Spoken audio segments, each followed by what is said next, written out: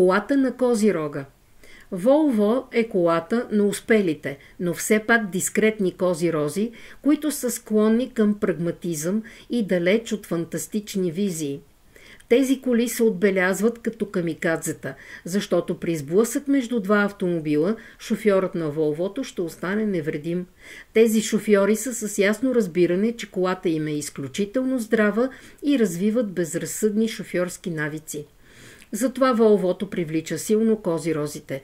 Те обичат сигурността, хубавия вътрешен дизайн и солидната конструкция.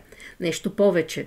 Когато козирозите си фантазират за деня, в който могат да се развихрят, да забравят за дисциплината и да станат достатъчно безразсъдни, че да шофират с 100 км в час по градските улици, те знаят, че тяхната кола само за части от секундата може да превърне едно червено спортно Ламборгини в куп старо желязо.